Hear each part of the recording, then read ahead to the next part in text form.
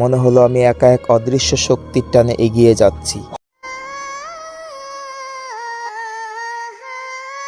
ঢাকায় ডাক্তার দেখিয়ে ফেরার সময় রাত হয়ে গেল। ক্লান্ত শরীরে বাসে উঠলাম গন্তব্য গ্রামের বাড়ি। রাতের বাসে যাত্রী কম, নেই বললেই চলে। পিছনে সবগুলো সিটই পড়ে রয়েছে। জানালার পাশে বসলাম। জানালা আটকানো ছিল, খুলে বাইরে তাকিয়ে রইলাম। শহরের আলো একে একে ফিকে হয়ে গেল। বাস ছুটে চলল তার আপন গন্তব্যে। রাস্তার পাশ দিয়ে একে একে ছুটে চলছে বিভিন্ন রকমের যানবাহন। বাস চলতে চলতে কখন যেন চোখ লেগে এসেছিল। হঠাৎ অনুভব করলাম কেউ আমার কাঁধে হাত রাখলো। চমকে উঠে পাশে তাকালাম, কেউ নেই। অথচ ঠান্ডা একটা অনুভূতি রয়ে গেল কাঁধে। আশেপাশে তাকিয়ে দেখলাম সবাই নীরব, অনেকেই ঘুমিয়ে। তখনই দেখলাম বাসের কন্ডাক্টর পাশ দিয়েই যাচ্ছে। আমি কন্ডাক্টরকে ডেকে জিজ্ঞেস করলাম, ও ভাই, ঘাট আর কত দূর? কন্ডাক্টর একটু বিরক্ত হয়ে বলল, আর বেশি দূর না, তবে আজ কুয়াশা নাকি খুব ঘন, সাবধানে থাকতে বলল। খুব বেশি দূর না, তবে আজকে অনেক কুয়াশা, সাবধানে থাকবেন। কুয়াশা?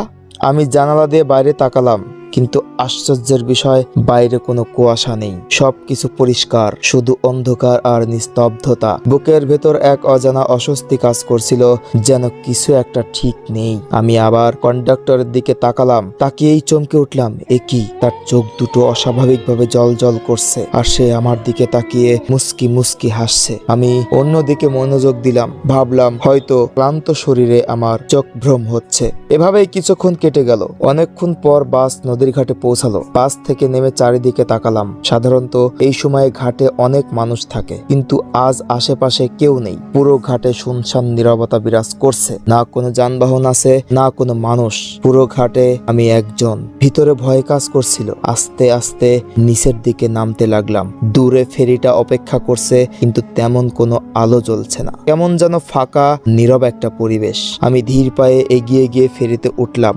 ফেরিতে একটি যানবাহনও নেই। ফেরির পুরো পাটাতন একদম ফাঁকা, যেন ছোট একটা স্টেডিয়াম। আশেপাশে তাকিয়ে দেখলাম কেউ নেই। আমি ধীরে ধীরে পাটাতন পেরিয়ে সিঁড়ি বেয়ে উপরে উঠতে লাগলাম। ভাবলাম হয়তো ভিতরে মানুষজন আছে, কিন্তু আমি যখন উপরে উঠলাম আমার ধারণা পুরো পাল্টে গেল। এই ফেরিতে আমি ছাড়া আর কোনো মানুষ নেই। এটি আমাকে অবাক করে দিল।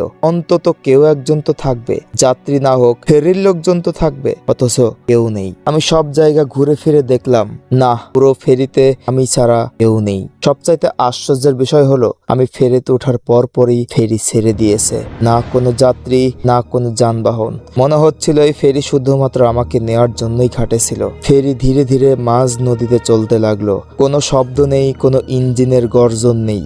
আকাশে চাঁদ ছিল। মনে হলো আমি একা এক অদৃশ্য শক্তির টানে এগিয়ে যাচ্ছি। হঠাৎ পুরো রুমের মধ্যে একটা ফিসফিস শুনতে পেলাম। তুমি একা নাও, তারা তোমাকে দেখছে। শরীরের লোম দাঁড়িয়ে গেল। আমি দ্রুত সেখান থেকে বেরিয়ে আসলাম এবং ফেরি রেলিং ধরে দাঁড়ালাম। নদীর দিকে তাকালাম, কিন্তু এবার স্পষ্ট দেখলাম নদীর পানির নিচে অসংখ্য ছায়া নড়ছে। মনে হলো অনেকগুলো হাত পানির গভীর থেকে বেরিয়ে আসছে, কুণ্ডুলে পাকিয়ে উঠছে ফেরির দিকে। আমি দ্রুত পিছিয়ে এলাম, কিন্তু পায়ের নিচে কিছু একটা ঠেকে গেল।